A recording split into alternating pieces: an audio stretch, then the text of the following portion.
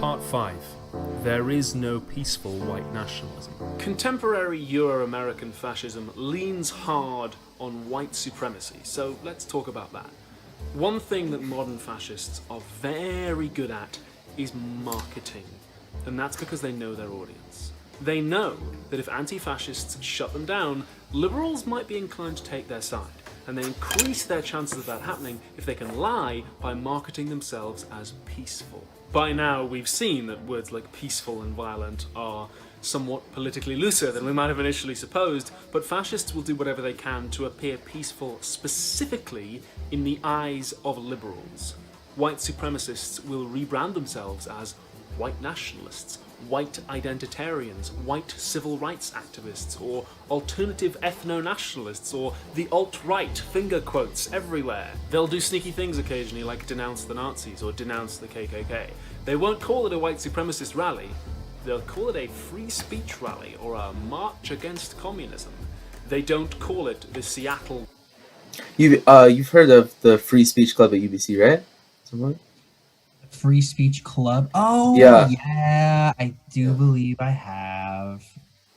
Yeah, there was. Yeah. I saw posters that were up protesting. They were having a speaker, Mm-hmm. or like a speaker was coming to campus, and this speaker was like, or at least all the posters were like, "Yo, do not support this guy. Do not let him come here because he is seriously fascist." Yeah. Or they were, but they weren't. Of course, they weren't calling him fascist. They were just like, these are he's, Yeah, that's like, it. supremacist. They called him racist as hell.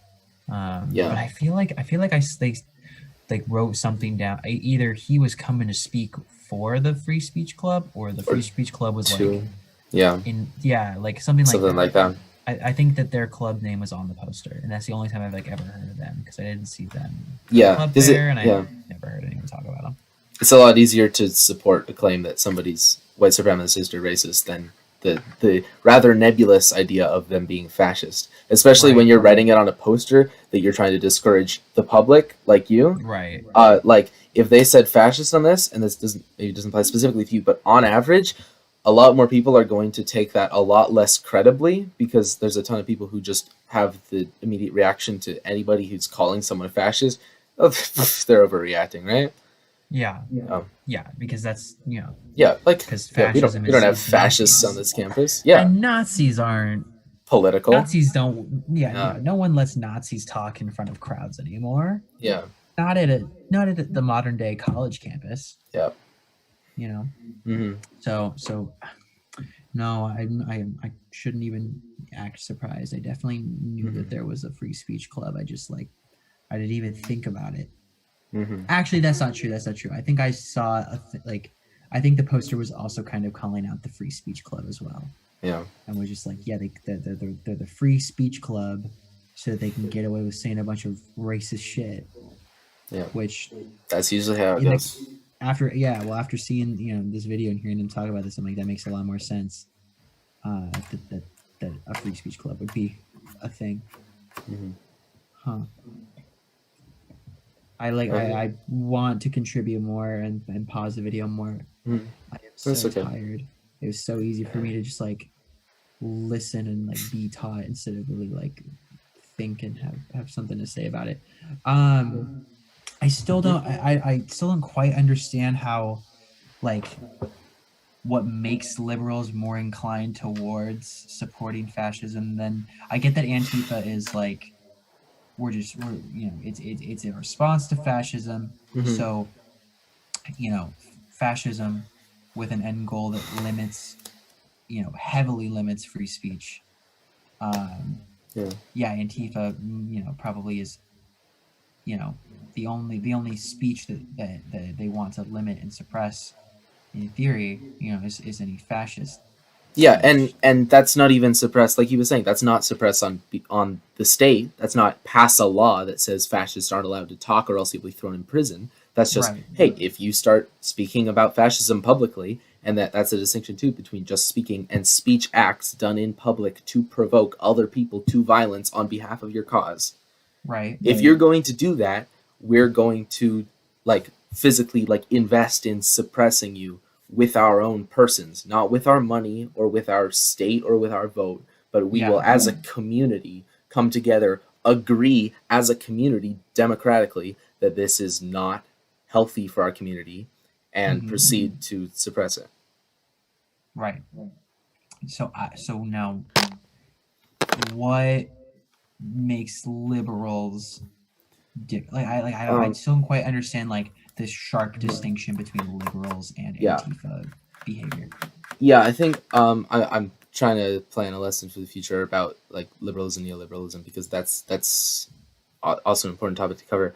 I honestly really think you're gonna like what I have planned for next time, but we won't get into that now.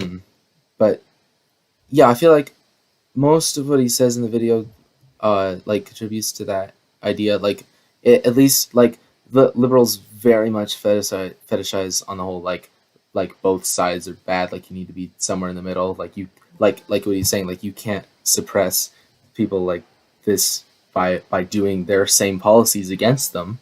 Like a complete ignorance of what people are actually advocating and just looking at their tactics is a very liberal way. It's a very liberal mindset.